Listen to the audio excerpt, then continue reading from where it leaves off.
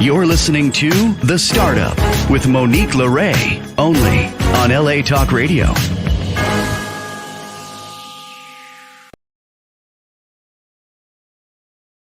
How's it going, Los Angeles? This is The Startup with Monique Lore. I'm Monique Lore. Happy Emmy Sunday. I'm so excited to be here with you guys. Congratulations to all the nominees, candidates, winners, everybody in the industry. What a big night. Thank you to everyone that's supporting the film. We're streaming on Roku under the Flip Flop brand. You can also look on my links at the Pandemic Project documentary, at Monique Lore Stinson, or just type in the Pandemic Project documentary stream and the website will come up.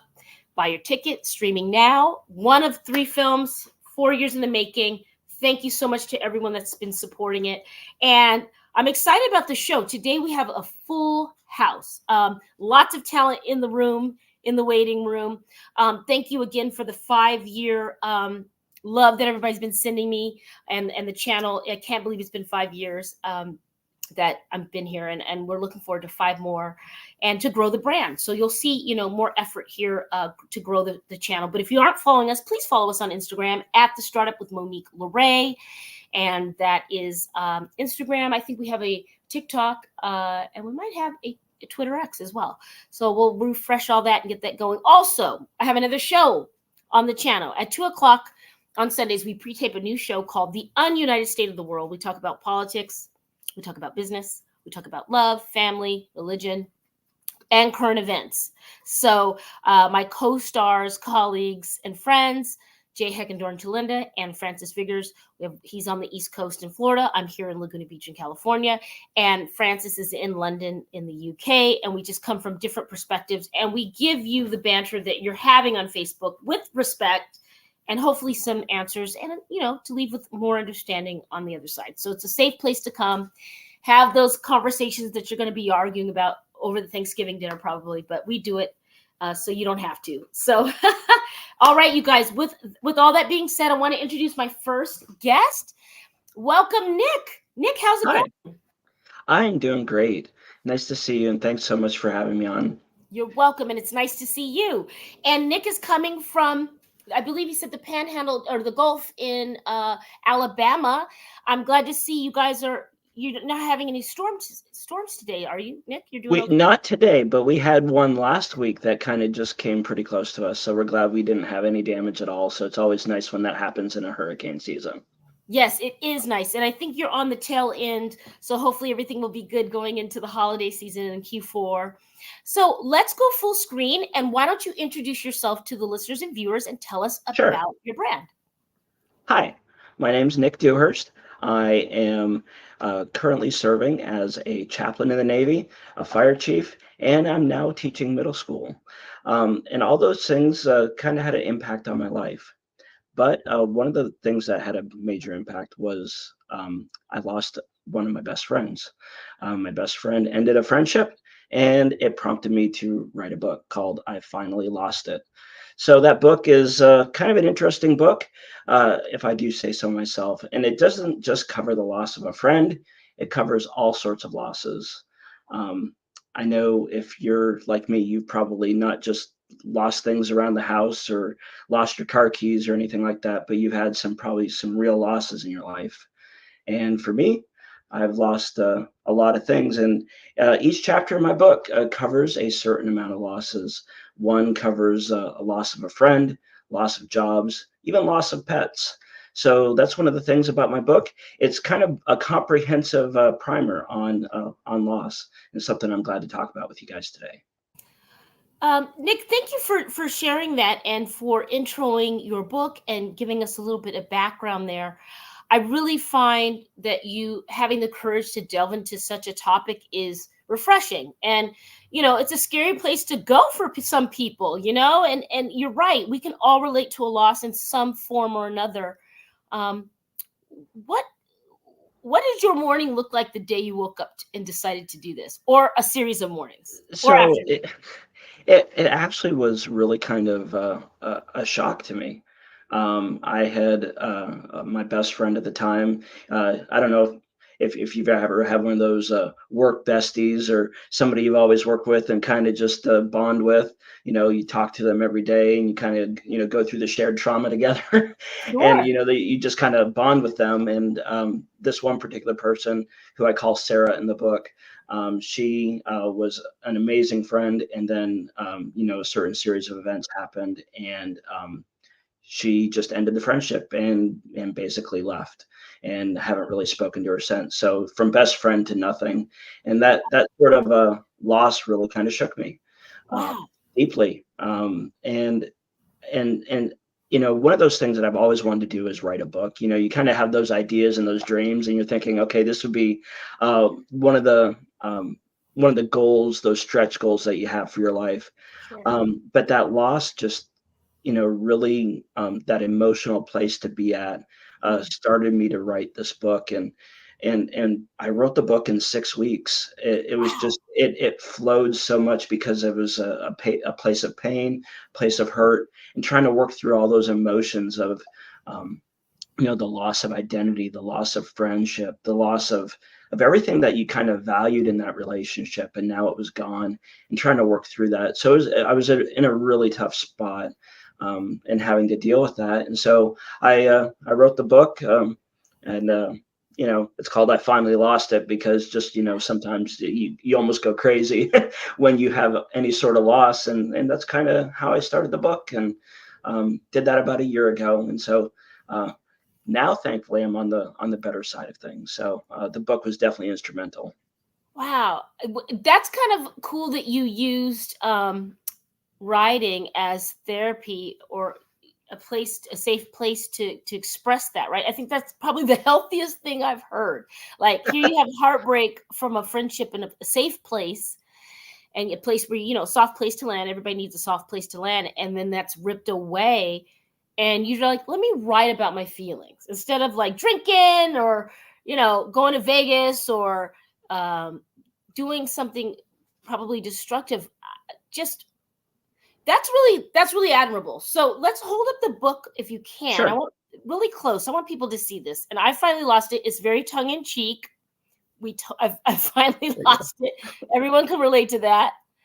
Right. Nick, so you had a couple things going, right? It's a compound issue. You have corporate life, and here's Right. your safe place. The rug is pulled from under you. Can you tell us, without divulging any, anything that would be defaming, but could you help us understand the scope? Why did this person fall out of your life? Had they had a propensity to kind of disappear? What happened? Yeah. So really, what happened with this is that this person started doing a different position at the company that I was working for, and so our communication that was every day for 8 hours a day started to become less and less. And what had happened is I had sent a note kind of saying, hey, I'm kind of worried about what's going on. We're not as close as we used to be. You're not talking as much. What's going on? And probably me, a chronic overthinker. I don't know if you're one of those, but one of the Sometimes. yeah. So one of those things, and I just had sent probably a more emotional note than I probably should have. Should have let my wife read it first, more than more than likely. And it just kind of backfired. Explaining how I'm feeling, and that person not really receiving it very well, and basically ending the friendship. So one of the things in any good healthy relationship is the ability to communicate those feelings, and be able to do it in a safe space, and be able to do it without judgment. Thankfully, I have two best friends right now that I'm able to do that with, and there's that good mutual communication. Unfortunately, in this particular situation, that did not happen, and it hurts when those close relationships are ripped away. Yeah, that sounds really, you're so transparent and like open. I'm leaning forward like this, by the way, Nick, because I look like you could see the ring light in my Right. glasses. And I also look like the hunchback. I was saying that on the other show. I So mean, I could everybody's do that wondering, too if you want me to. oh, you're so sweet. I don't want you to have to get a chiropractor later, but in case people are wondering what's wrong with my back. I think I can relate to this, and I know a lot of viewers and listeners can, more than you would think. But I think I understand from what you're sharing, because sometimes I'm guilty of this too. I will misunderstand, and it's a work relationship, but it sounds like you also were getting on emotional support. So Right. yeah, and I think sometimes people misread that, right? Like, you're married, like it's not like Yeah. you're trying to do anything extra, but Right. like maybe people misread that and are uncomfortable with like how close, like, and sometimes people don't know that they're accidental mentors or leaders to someone and they inspired Right. them, and you felt like, wow, this is a person that I can trust, and maybe like you said, you read it a different way and they did too. I mean, is there a space for that being a possibility? I think there's always that misconception or misunderstanding, especially in probably male and female relationships. If one or two of them are married, and those are conversations that you definitely need to have with your partners and things like that when it comes to those. So yeah, I'm sure there's probably some aspect of misunderstanding, and one of the things is that I think very much you can still have those close relationships with those people as long as those guidelines are set and everybody is above board and open in communication. Again, back to the communication part of it. 100%. Communication's so key. Also, the communication you're having with yourself. I mean, Right. if that's not clear, how's the message going to get out and there be an active highway? I mean, I think, Right. yeah. Right. And one of the it wasn't just the loss though, but as I was going through the book and I was starting to write it, um, that particular loss was one of the last ones that I addressed in the book. As I started doing the process with one of my other mentors at the company that I worked for, him and I discussed it, and I just like started thinking, this isn't the only loss I've had in my life. I'm somebody that was adopted when I was 4. My mom had schizoaffective disorder, and I didn't know my father, and I'm like, I just started thinking through some of these things. It's like, I don't know my dad, so there's a loss. It's not something that you're openly weeping of, but it's also something that is no longer a part of your life. I've lost grandparents, I've lost a job. How many of us have lost jobs, and those are just as heartbreaking in some cases as the loss of a friend. I've lost pets. One of the stories in the book I talk about is how I cursed my cat to hell, and 2 weeks later it died in a house fire. And Oh no! We got to be and careful with the karma. right, We got to be yeah, careful yeah, what we're putting out exactly. there. And but I addressed those not silly types of losses, but they're still equally hurtful and equally painful for folks. Sure. um, Sure. and just being able to address that, maybe a little bit of humor. I mean, I think I can address it fairly humorously, but at the end of the day I get kind of real and, like you said, transparent with some of these just because it's the way that I feel. I talk and I write very much, I guess, kind of the same way. I'm an open book. If my Unintended. life, yeah, if my life and my experiences can help somebody, I'm all for helping people. It's kind of what makes up my DNA. I'm the fire chief of my fire department, a chaplain in the Navy, and now a middle school teacher. I left that toxic company a while ago. So now I'm impacting souls and lives as a middle school teater. You're a badass, Nick. We curse on this show, and I Yeah, love. it's okay. You're not offending me. It's great. Okay. Okay, good. There's a heart back here. It's all love. It's all love. Right. But I'm loving that you are going there and you're giving a tool for working professionals, for entrepreneurs, and everybody in between to kind of say, hey, you're assessing something. You're an emotional being. We all are, whether we want to say that or not out loud. And we need to have places that feel safe to do the best work in our lives, to be the best people. And I love that this is kind of like a tool guide on how to deal with it. And you're going Right. to a place. I can't wait to get my copy. I know it's in the mail soon. I know you're going to have your team send me my copy. Oh yes, they But definitely will. I need to make sure I get your address and we can send that over. yes, they have. I will get it to them. Where can we order the book? It's perfect in time for the holidays, for Christmas and Hanukkah and Kwanzaa. We could put it right in the stockings.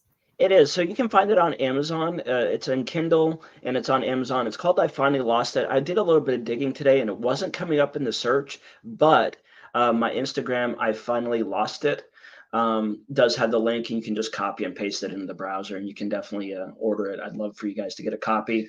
And hopefully it's just going to be a help to you. The people that have read it, they've laughed, they've cried, they kind of just read through the stories, and I don't design it to be like a just read this all in one setting. It's in little chunks. I have ADHD, and so sometimes I got to take things in small doses, and so just those small little stories, it's just a collection of those, but kind of categorized. So you don't even have to read it in order. It makes sense in any order. So I think it's a great book for anybody experiencing the type of loss. Just turn to the chapter that maybe affects you, and maybe it's something that can help. Well done. Well done. And thank you for leaning in and taking the painful experiences and making it gold. I'm excited to get the book. Guys, I finally lost it with Nick here. And he lost it, so you don't have to. That's my new thing. Like, we're doing it so you don't have to. Right. Yes. I think the collective feels, there's a lot of pressure and a lot of change going on for a lot of people. So thank you for being a port in the storm for folks. And I hope that you know that it's appreciated. Love what you're doing. Please come back and give us an update on the book and everything else. Yes, ma'am. Thanks for having me. All right, Nick, be well. All right, I Finally Lost It by Nick, and his last name is Dewhurst, DEWHURST. Happy Sunday. Happy Emmy Sunday. Woohoo! Two times this year. The prime times happened earlier this year, and the daytimes this spring, and then now we have the prime times again because they were catching up from the strike, in case you guys weren't keeping track. All right. Want to shout out our sponsors and our supporters. Thank you so much for sticking with us. Iron Lace Jewels, Next Level Global Solutions, West Coast Olive Oil, and many more. Thank you guys for supporting the channel. And we have the next guest here, which is Dr. Tiara Moore. Dr. T! What's up? How's it going, girlfriend? It is good. How are you? Oh, blessed and highly favored, just like you. Right. Marine science, everybody. Okay, you guys, I'm excited about this segment. She came ready. I came ready too, Dr. Moore. Okay. Guys, listen, Dr. Moore is doing some cool things in the ocean, and just in general. So we had the pleasure of having Dr. Moore's company be a part of the Emmys celebrity lead-up event on Thursday, and a lot of selected A-listers got this. And this, why don't you explain the ride, the wave? First, introduce yourself. I'm so excited. There's so much to talk about. I know. All righty. So, hey, everybody. I am Dr. Tiara Moore. I am the founder and chief executive officer or CEO of Black and Marine Science. And BIMS is a 501c3 nonprofit really aimed to celebrate the current Black marine scientists that do exist in the field, but also spread environmental awareness and inspire that next generation of scientific thought leaders. So ultimately, we are trying to change the face of who people see as scientists by also providing just barrier-free programs and resources to be able to get in the field, for little Black kids. So yeah, excited to be here and talk with you today. Thank you so much. And Dr. Moore is around. She gets around, honey. Yeah. Belize and Florida and New York and LA and Chicago. I don't know where else. You're probably going to Vegas next. Who knows? I mean, you're right, actually. I knew it. You might as well just stop off on a layer. Might as well, since I'm over here. So I want to just share with you guys that I'm very impressed with Dr. Moore. A lot of things could have happened 4 years ago. We all sat still and had a moment of what in the heck is going on and what am I doing next? And some people decided to take massive, bold action. Mm-hmm. And Dr. Tiara Moore is one of those individuals. Doctor, why don't you give us 2 minutes? We'll go full screen, Sam. Tell us the background of how COVID catapulted your brand and how you are who you are. We'll go full screen. Let's do it. All right, 2 minutes. So Black and Marine Science. So if you all can imagine, so the quickest story is this. I finished my PhD in 2019. I went to UCLA. I then went on to do a postdoc. And if you know, it's like the residency of science. So they make you do extra schooling after you've already graduated. But then so I was there. I was the only Black person in the lab that I was working in. I was only one at the PhD level at my job. And so it was just a lot of just aggressions, weirdness that was happening. But then the pandemic happened and we started working from home. But on top of that pandemic is really the murders that were occurring with Breonna Taylor, with George Floyd, with Ahmaud Arbery. And I really remember when my colleagues asked me like, oh, well, Tiara, like, whoa, this is going on with Black people. Like, do you experience this? And I was like, oh no, like, yes, I do. And actually from a lot of y'all. And so it was my time actually for the first time to start talking about my experiences with race in the workplace. And so, you know, we were at home spending a lot more time. And so I started tweeting like, yo, where are the other Black people at marine science? It has to be more of us. And there were ultimately. And so people responded. We had this first week called Black and Marine Science Week, where we had panels, we had keynotes, all virtually. And I got to see for the first time all of these Black marine scientists from all over the world, literally people from Nigeria, Tanzania, Belize, the UK, Australia, just all over saying, hey, I am here. And so ultimately from that week, I saw, oh, this is way bigger than a tweet. This is bigger than a Zoom room. This can be a whole nonprofit. And that's when I founded Black and Marine Science. And so I was still working in the lab at that time, but ultimately I worked over the next 2 years to build BIMS as a side hustle until I was actually ready to break free and run it full time. And so for the last year and a half, I have been full time at Black and Marine Science, and we now have a staff of 7. We have a membership of over 500 members across 33 different countries. We have a set of 4 core programs, and we are building a research institution to really do a lot of this marine science research in the Black communities that need it most. So yeah, I am very excited again to just chat with you and talk about all the things that we have been up to in these past couple years. Wow, you've been running these marine streets. That makes no sense. That really doesn't logically make sense, but I think you get it. You are running these coral reefs. These coral reefs are getting run. Okay, so look, first of all, you're an Angelino, I'm an Angelino. I just love that you come from here. I love that you were educated here. I love that you are an exemplary example. You're an example of what something like opportunity and preparedness happens, right? Like you got into the school, you got into a lane, and this is what it looks like, everybody, when there's opportunity and someone is passionate. So these programs, these things work. Like the system is good. Like, we got a lot of things against us here, but that's another conversation for another day. She's Black, she's female, she's in a science program, she's in college, she's in a marine, like it's unheard of. I don't think people get that. Honestly. I mean, I think that is the reason why I had to build Black and Marine Science, because I will not tell you the many times I've literally introduced myself. Oh, I'm Dr. Tiara Moore. I'm a marine scientist. People say, oh, you can swim? I'm like, wow.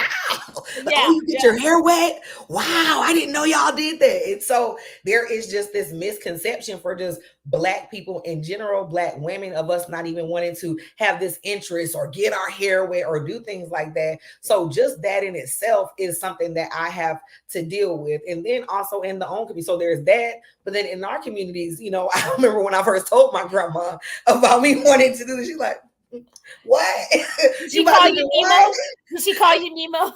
Yeah, right. Well, no, she actually called me the Little Mermaid because I love. It's going to be a reference to some movie. Yes, it was my favorite Disney princess growing up. So it was like, okay, Little Mermaid, you're here. But it was just like we didn't see people who look like us doing this, and so it was like, is that something for us? Like, is it safe? Are we supposed to be doing that? So a lot of the work we do at BIMS is really just education and increasing ocean literacy. Breaking down those barriers, but also talking about the historical trauma that that is there, talking about the things that we don't necessarily want to talk about, but then saying, hey, this did happen, but hey, here's some free swim lessons. Like, let's get over this. Or hey, let's go scuba diving together with a whole Black group, so you're not isolated on this boat of divers who think you can't dive. So really just trying to create spaces for us to be able to have safe, but also just enjoy the ocean like we should. But then it's, again, so much bigger because there's so much going on: nutrient pollution, sea level rise, ocean acidification, all those things, and they're impacting Black communities more, Caribbean communities more. So we need scientists like me to be well educated to be able to provide those solutions that those communities need. You know what? You just took my soul to another place. I just didn't realize I am today years old when I just had an aha. You know how like Oprah talks about an aha moment? Mm-hmm. See, I thought I had this all covered, like all the angles. And then as you were speaking, because you are very educated in what you're doing and you're looking at the macro view, I think I'm looking at the 30,000 foot most times, but I'm not. Sometimes I'm looking at the small. I just had a moment of, is it, because you're a scientist, so we know the traumas of the past in our community are cellularly communicated and transported. We know that. It's not like we're trying to be a victim. It's just science. I just had a moment when you were speaking about the whole boat and water situation. I just had that thought. I never had that thought. I just thought, I never knew where that came from, actually, because I used to be a lifeguard at Raging Waters. I know I'm yellow. We can get everybody, I could take this wig off and it would be a different situation. Am I making any sense, or am I crazy? I mean, I talk about it. I mean, the slave trade. Listen, we just gonna call it right out. The slave trade is what it is. I have spoke about this publicly. I have written this in papers, and people are like, there is no connection. That is that historical trauma that led to folks who look like me not necessarily trusting boats or wanting to be in the water. But then on top of that, there was just the policing and segregation of pools. My grandma tells a story of she grew up and white folks would like throw bleach or acid in the one pool that they had in the neighborhood. So you never really knew if it was safe. So this was systemic, that we were kept away from the water and seen as stewards of this space, even though our ancestors definitely were. I think the misconception is that, slaves were just stolen because they were just lurking. No, they were the scholars. They were the fishermen. They were the scientists, and they were taken because of their skill set and bought to work for other people. And I talk about, the ancestors of, there's a whole study of the ones who chose the ocean. The ones who like, yeah, this is taking me to places that we need a whole other hour. This is taking me to Lake Lanier. Okay. The ancestors are not playing about that place. And then it's also taking me to like that hymn, that African hymn, the Wade in the Water. It's taking me to so many places. Guys, this is a show about business. We didn't mean to go so, but we can't help it. You know what? The ancestors are here. The ancestors it's a Sunday, and Emmy Sunday. You guys get with Dr. Tiara Moore. Find out if you guys can partner. Thank you for the beautiful gifts. I love the little kits. I love the little aqua marine, like the waterproofed. Listen, everything was done first class, and she's in Belize, but she's in LA. She's worldwide. I think this is a really great like field trip opportunity, because I think you might remember Marineland in Palos Verdes years ago.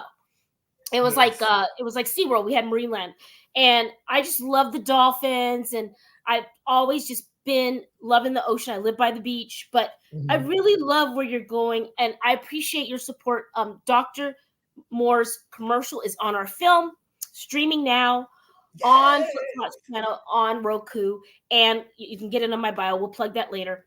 Thank you, and you also have something coming up. So why don't we have 2 more minutes? Why don't you wrap with plugging what you're doing and your show? Yes. Okay. So I know you had the Ride the Wave campaign. So that is for those who got that. You can come scuba diving with me in Belize. Check us out. Go to our website, bims.org, and check that out. But the biggest event that we have of the year is our Black and Marine Science Week. So, y'all, I started this organization with that as it was a virtual conference. Now we are in the streets. We are having this conference in person, and it is going to be in San Diego this year. So, not too far from LA. It's going to be December 1st through the 7th in Paradise Point. And so the beauty of Black and Marine Science Week is a scientific conference mixed with a retreat. So we have, your keynotes, we have your panels, we have your workshops. But on the other side, we have our signature BIMS Bliss Lounge. So y'all, you can go get a massage. You can talk to our on-site therapist. You can go in color, because we really know that talking about climate change and this work that we're doing is kind of hard and stressful. So we want to have a space to talk about it, but also a space to decompress in the same week. So it's not this all week. So definitely check us out. I was here for LA Climate Week. So if you hear the sound of my voice, you can use the discount code LA Climate Week to register for the conference right now. Thanks, y'all. Yes, yes, yes, yes. And I love that you're keeping the ocean peaceful where people come. Like, I like that you are thoughtful in that regard. And I was thinking, and we'll leave it with this. If you're curious about water science, the marine life, if you have children that are leaning towards that, reach out to Dr. Moore's team and get involved. This is a great field trip opportunity. This is a great conference space to come to Belize. It's a beautiful place. I've been there, had the pleasure to go there once. Oh my God, the water, it's beautiful. Yes. And the people are beautiful. So I love what you're doing, sis. I can't wait to see. So maybe Mauritius next, or Ooh, the Seychelles.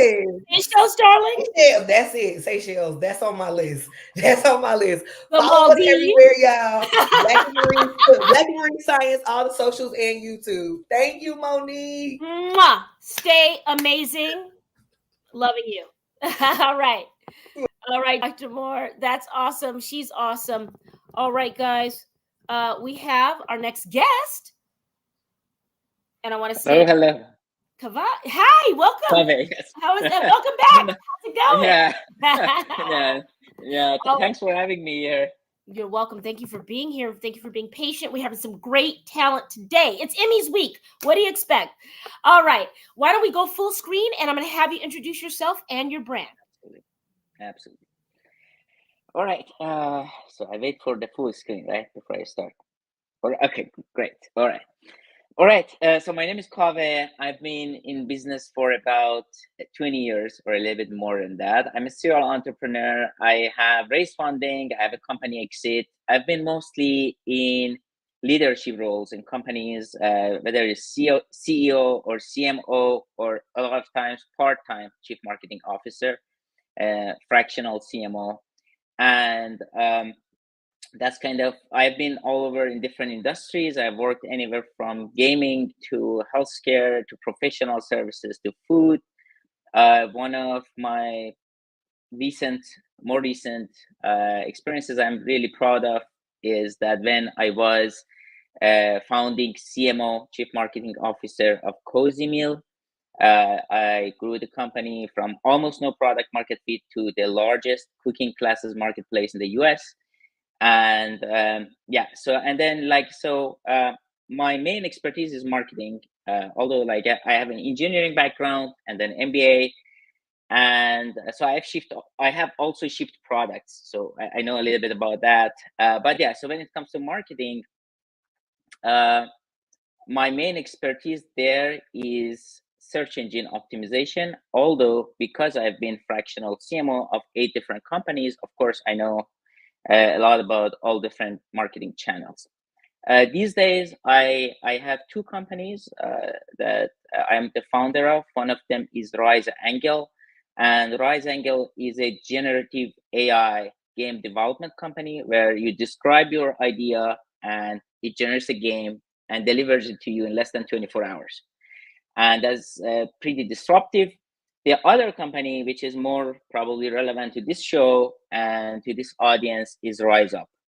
And Rise Up, we help different businesses in the capacity of fractional CMO or part-time chief marketing officer. We bring a marketing team and we help the company, and then we basically tell companies what your marketing priorities should be. We devise marketing strategies. If they don't have the people, we hire the right people for them. I have hired over 500 people in the last 10 years, so we really have a great talent pool that we also have worked with before and we trust. And then those are sometimes our preferred people. Then we actually also, after we plug in those really great talent to the companies, we also then help them for the executions. We set KPIs, we help them execute on those marketing strategies, in general, helping them grow. So and usually our the best clients for us and who we are helping are companies that have a few $1 million in revenues to $100 million revenues, usually small and medium-sized businesses that have nationwide visions. So they may be starting from a small market, but they want to go nationwide. They want to expand to all markets, and they have a big vision and they need marketing help.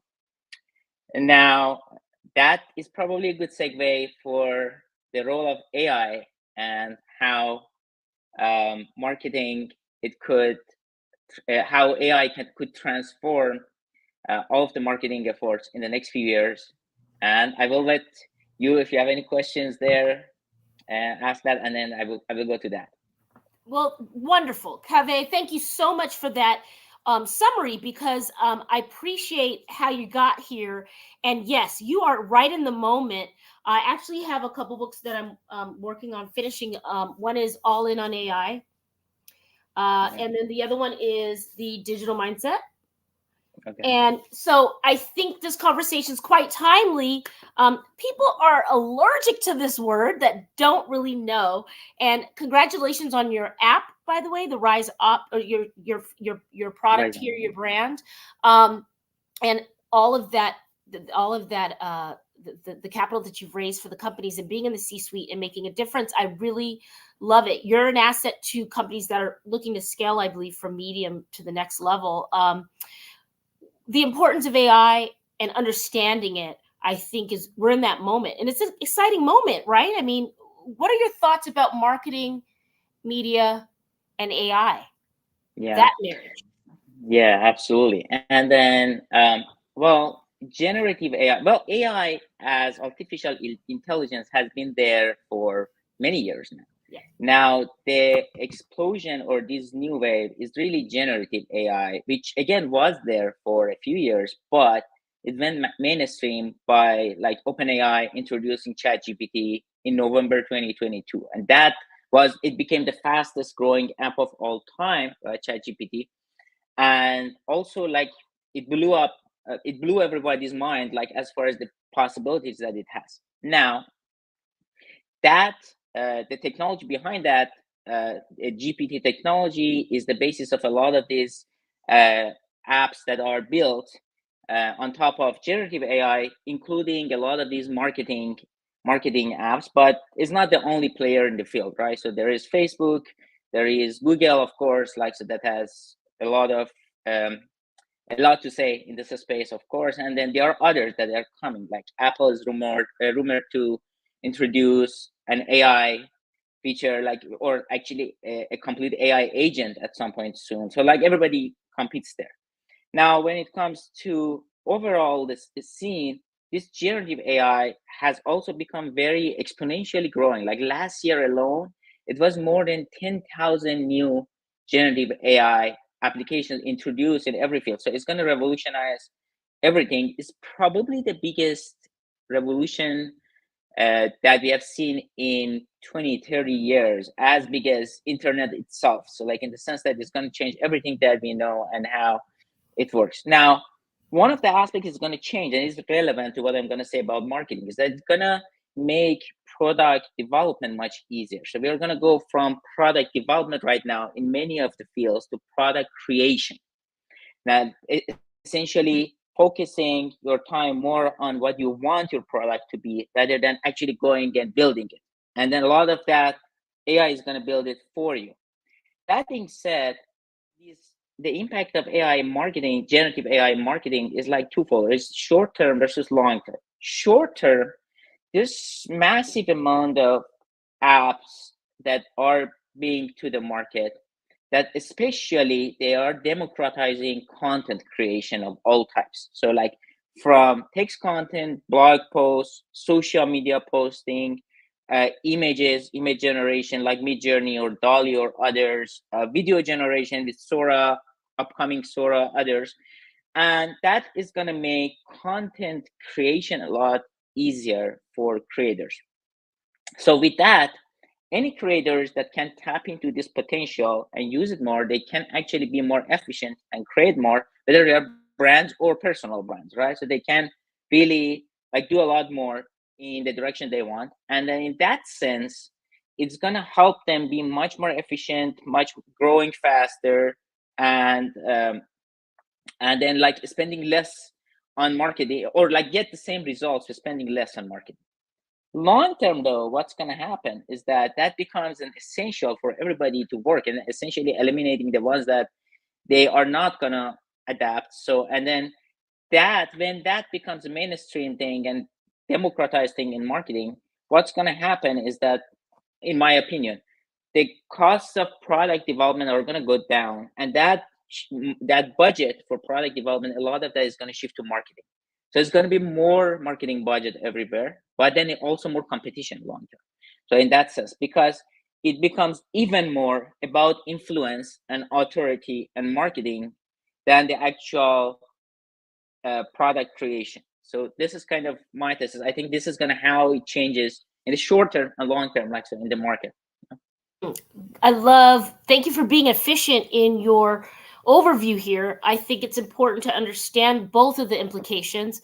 I agree that most things that are repetitious will be automated soon. And you're right. We've been living with AI.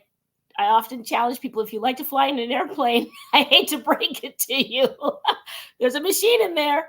And, I think it's also a comfort level, right? I think it's a palatable way that people can accept it. It's fun to play on their apps and do a little cartoon of your face, a caricature. But when it gets to things that people can't quite grasp and it moves so fast, that's where it gets to become a conversation that needs to be had, like what we're doing now.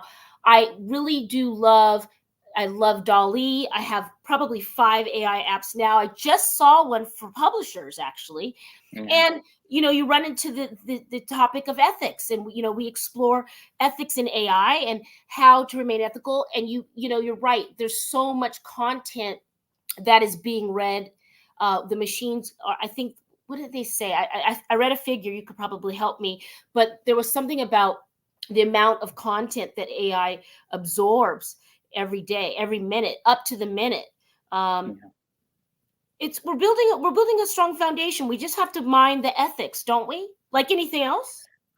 Absolutely, and that's a very complicated subject, though. So there are like multiple aspects to that, and I keep thinking about that actually every day. One is, and these are maybe a lot of focus, especially in LA, especially in Hollywood, around copyright and around jobs. And those are absolutely right, like the short term. But longer term, think about it this way. Generative AI at some point is going to become millions of times more efficient than people. So now the question is more than just income, because let's say if we had the right leaders and they figure out a way to distribute this richness that comes out of generative AI to everyone. So basic income will become much easier at some point if we have a GDP of the world that is 100x or 1000x of what we have as a result of both revolutions, generative AI and robotics. And then when they come together, they can do anything. But then the question becomes, a lot of what we see in ourselves is the value we see in ourselves is attributed towards our work. So like a lot of our sense of identity is the work that we do.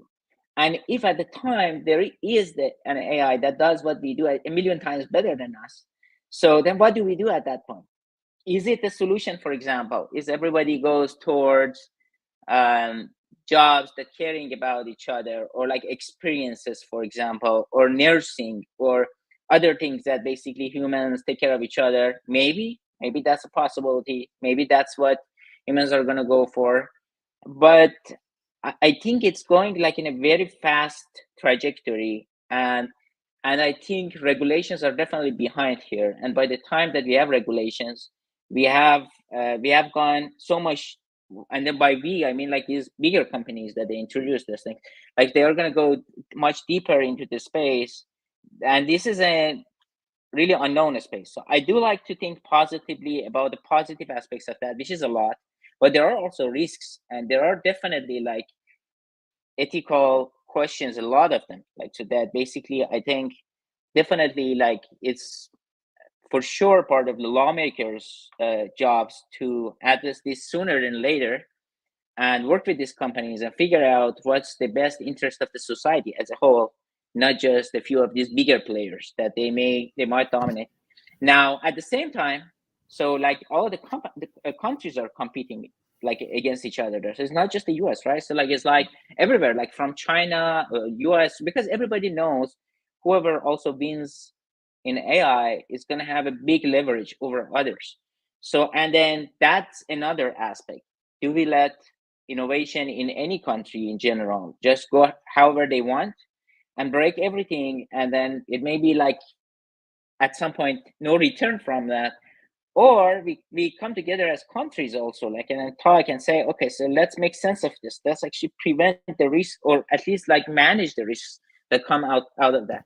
So yeah, so you are absolutely right, there are actually definitely risks and ethical like issues, etc. And to be honest, I don't think these bigger companies that introduce these tools, which are pretty cool tools, have thought enough about that, or maybe they have thought enough about that, but they haven't communicated that enough to the public as far as so that You're right, and you're hitting. You're really covering this. I think that you're right. We are behind the ball, all of us. It's been coming, and it's not going to stop.